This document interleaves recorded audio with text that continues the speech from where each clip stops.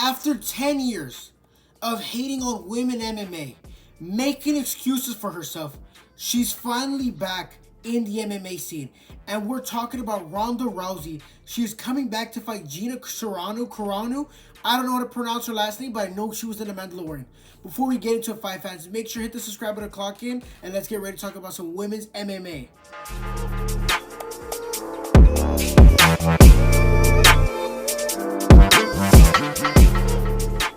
Ronda Rousey has not fought anybody in 10 years, since getting absolutely dismantled by Amanda Nunes and Holly Holmes. That Amanda Nunes fight was so sorry. I've never seen in my life, someone so helpless.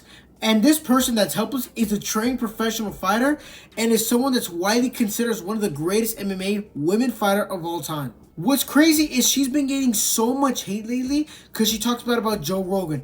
Anybody who has any criticism about her UFC career immediately is a hater and immediately doesn't support women's MMA.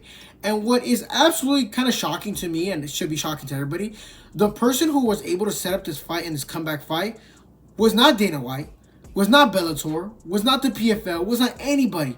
It was someone with a broken jaw in Jake Paul. Out of all people to bring Ronda Rousey back to MMA, it wasn't Dana White. It was Jake Paul. I'm telling you guys right now, Jake Paul is an underrated marketer. He literally convinced Tank Davis and Anthony Joshua back-to-back to fight him. Why? Because where his name is involved, there's this involved. And I'm talking about that good old cheddar cheese, that dollar bills, those 100 Benjamins. Yes, there's a bunch of money involved whenever Jake Paul, his name is slapped on the product. How is Dana White not able to convince Ronda Rousey with two perfectly good jaws while Jake Paul has a broken jaw, went to the hospital, got emergency surgery again because his jaw and the screws came loose? He was able to convince Ronda Rousey to come back. And Ronda Rousey's 40 goddamn years old. She's pretty old. She's out of her prime 100%. She's still looking good though. And those are not my words. Those are Derek Lewis words. Derek Lewis, you absolutely are a disgrace. You have a wife, bro. How are you talking about Ronda like that when you have a wife? Come on, bro. Get better. I hope that Ronda Rousey fixed her striking, because there is no way we're going to go back to the times that Joe Rogan is crying in front of an audience of how great Ronda Rousey is. I've never seen that. I've never seen another man that's not connected spouse-wise, relationship-wise to another woman cry because she was so great at MMA. I've never seen that. The hype must have got to him. That literally, 100%. Joe Rogan sleeps at night thinking about that and gets embarrassed. Because you're crying about Ronda Rousey, but Ronda Rousey has terrible striking. Any of your average misfits fighters have elite striking compared to Ronda Rousey, and they're all bums. Her opponent is Gina Carano. I think I'm saying it right. She has not fought an MMA fight in 17 years. Last time I saw her, she was on The Mandalorian. Yes, she got kicked off The Mandalorian for saying crazy things. Do I know what those crazy things are? No, I'm not going to talk about that in that YouTube video because I'm not informed about it. Gina does look like she's way bigger than Ronda. Might destroy Ronda. Honestly, if Ronda didn't have that pristine jiu-jitsu, I might think she might finish Ronda really, really fast.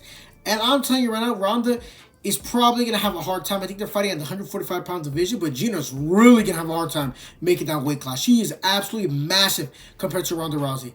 If she has any type of power left, she's going to carry Ronda Rousey, because we've seen Holly Holmes head kick her to oblivion. We've seen Amanda Nunes piece her up to the point where she quit on her feet. She looked terrible. And what worries me about this is if Ronda Rousey loses this fight, this is going to ruin her legacy in the women's MMA.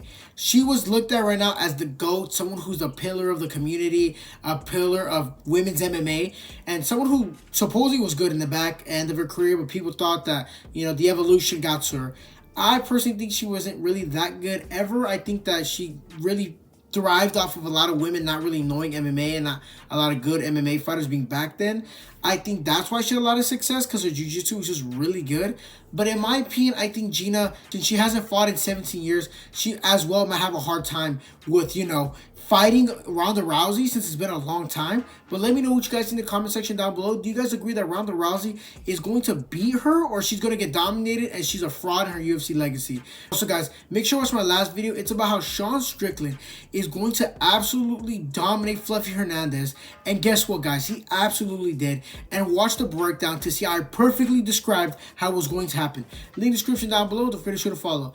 But with that being said, guys, make sure to upcut that like button, subscribe, and I'll see you guys on the next one. Peace.